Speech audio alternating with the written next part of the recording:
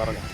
Hi, നിങ്ങൾ ഈ കാണുന്ന ദൃശ്യം കന്നാലിച്ചാലെന്നാണ് അറിയപ്പെടുന്നത്. കന്നാലിച്ചാലെന്ന് പറയുമ്പോൾ യഥാർത്ഥത്തിൽ കന്നുകാലികളെ കൊണ്ടുപോയിക്കൊണ്ടിരുന്ന ഒരു ചാലാണിത്.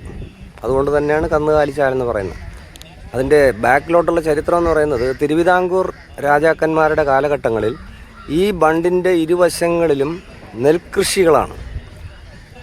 പത്മനാഭസ്വാമി ക്ഷേത്രത്തിന് ആവശ്യമായ നെല്ലുൽപാദനം ഇവിടെയാണ്. ക്ഷേത്രത്തിൽ പൊങ്കാല വയ്ക്കാനും കട്ടച്ചോറ് വയ്ക്കാനും പായസച്ചോറ് വയ്ക്കാനും ഉള്ള നെല്ലുൽപാദനം ഇവിടെയാണ്. കാരണം അവിടെ ആരാധനയ്ക്കും ക്ഷേത്രത്തിനും പൂജയ്ക്കുമൊക്കെ വരുന്നവർക്ക് ഭക്ഷണം കൊടുക്കും. അപ്പോൾ അവർക്കുള്ള ഭക്ഷണത്തിന് വേണ്ടിയാണ് ഈ നെല്ലുൽപാദനം നടത്തുന്നത്. അത് അവരുടെ മിക്കവാറും ക്ഷേത്രങ്ങളിലെല്ലാം അതൊരു ആചാരമാണ്. തക്കല കൊട്ടാരത്തിലും അങ്ങനെ ഒരു സമ്പ്രദായം നിലനിന്നിരുന്നു. അപ്പോൾ അന്ന് ഇവിടെ എല്ലാം കൃഷി ഏരിയയാണ്. ഈ കൃഷിക്ക് ആവശ്യമായ കന്നുകാലികളെ ഈ വെള്ളായണി കായലിൻ്റെ ഒരു മൈതാനത്താണ് അവർ പാർക്ക് ചെയ്തിരുന്നത്. രാവിലെ എല്ലാവരും ഇതിനെ പാടത്തേക്ക് കൊണ്ടുപോകുന്നത് ഈ ചാലിൽ കൂടെ അടിച്ച് തെളിയിച്ചാണ്.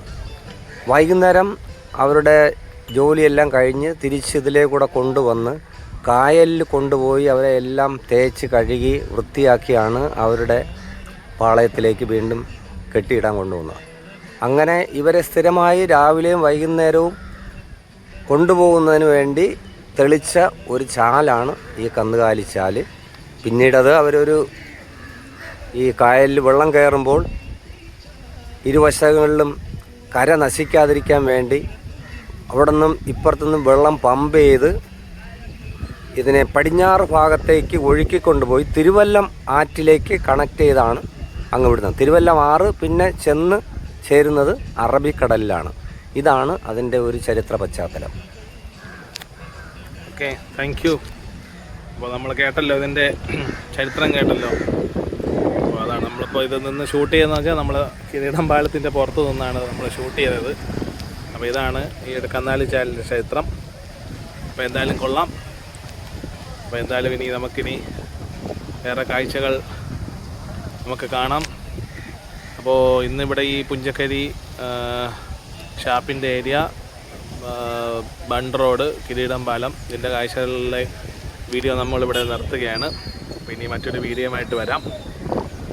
അപ്പോൾ എല്ലാവരും ഈ വീഡിയോസൊക്കെ ഒന്ന് ലൈക്ക് ചെയ്ത് ഷെയർ ചെയ്ത് ചാനലൊന്ന് സബ്സ്ക്രൈബ് ചെയ്യണം. എല്ലാവരും സപ്പോർട്ട് വേണം. ഇനിയും വീഡിയോസ് ഇടുന്നതായിരിക്കും. അപ്പോൾ അടുത്തൊരു വീഡിയോ ആയിട്ട് കാണുന്നത് വരെ ബൈ ബൈ.